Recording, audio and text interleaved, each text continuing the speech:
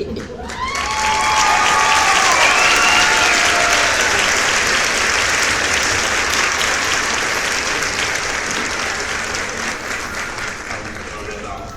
Wealthy Podcast, man. Episode 7 for you, man. We here at Flower Rangers. We got a special guest here today. We got a boss of all bosses, man. A representative of Oklahoma, man, for damn show.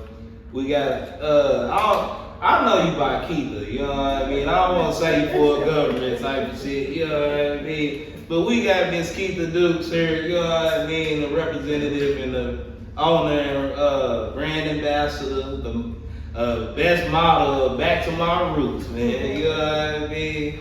We got us here with us today on Fourever Wealthy Podcast. This is episode 7, man. So this is a special one, man. We gonna call this the lucky one.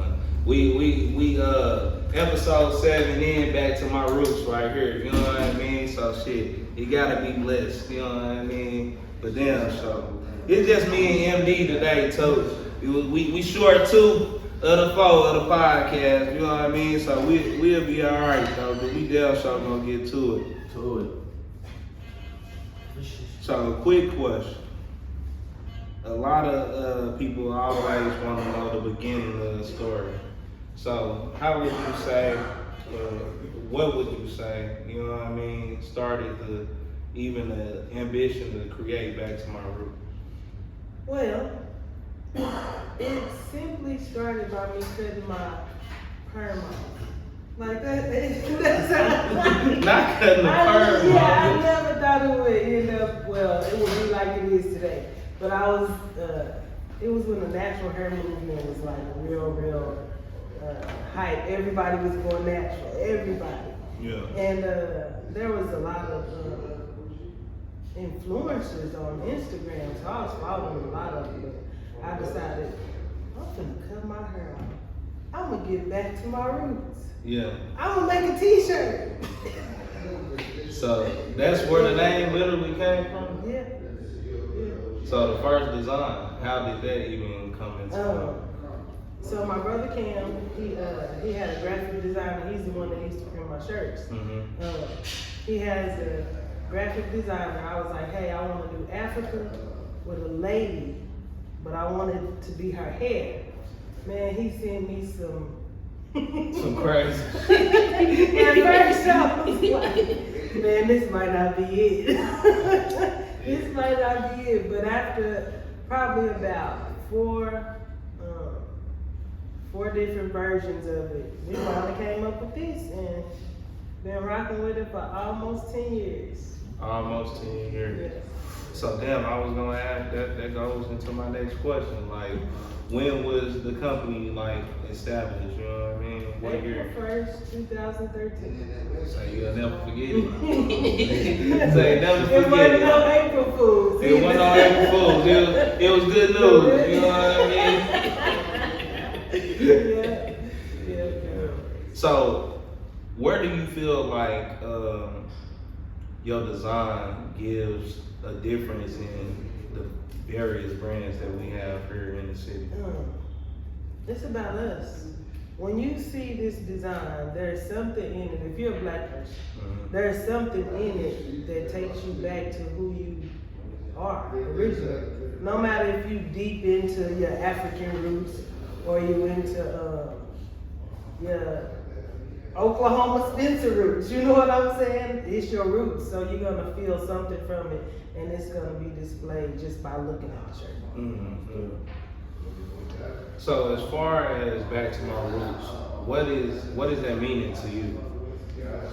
To me, it means getting back to family, to love, to culture, to us, like getting better.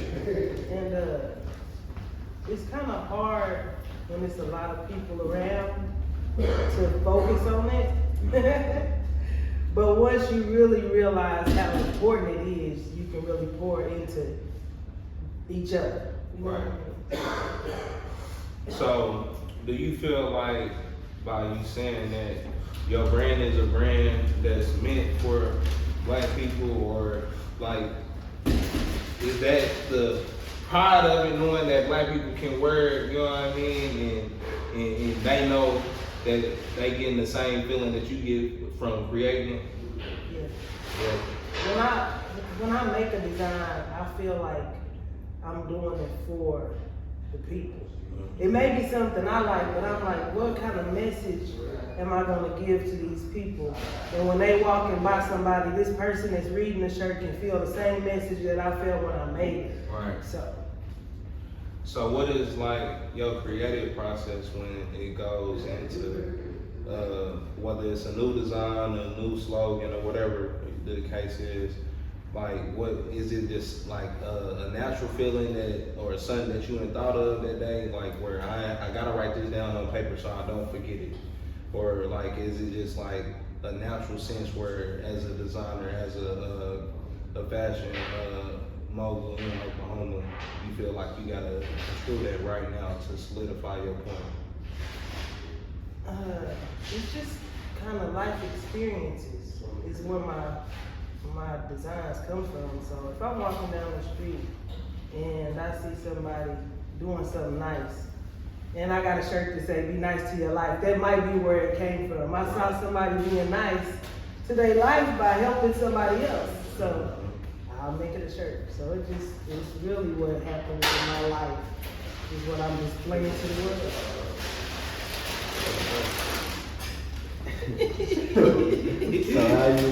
So with everything going on with all the race stuff, you know what I'm saying, how do you feel like your clothing line also affects our community?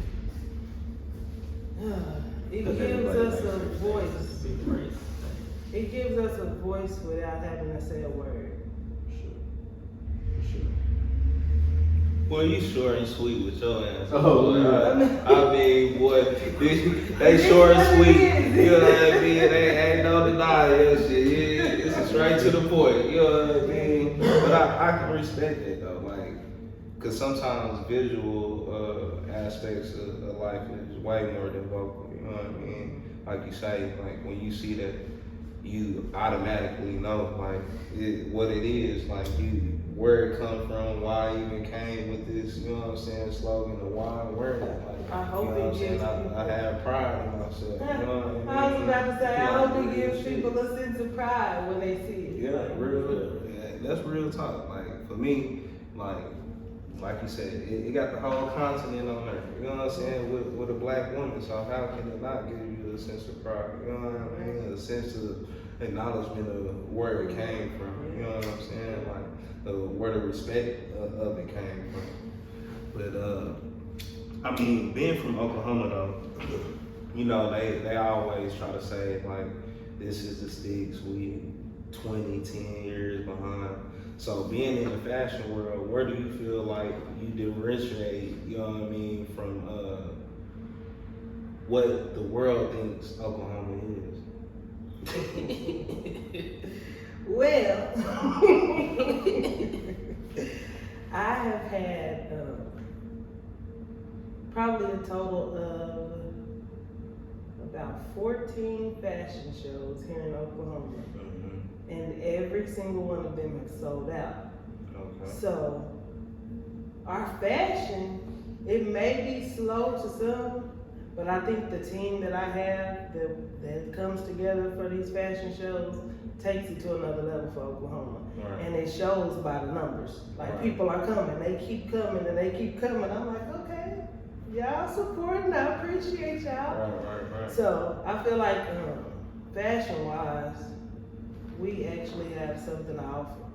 And it's not just cowboy boots, which don't get me wrong, I like some cowboy boots. Yeah. That's the thing, yeah. Ain't nothing wrong with the cowboy. Ain't nothing wrong with it, but we got way more to offer than that. That's it. You know what I mean? So as far as the fashion shows, you said how many you did? I think it's about 14. 14. So 14 fashion shows. So as far as putting that type of situation where like how does your mindset deal with that? You know what I mean? As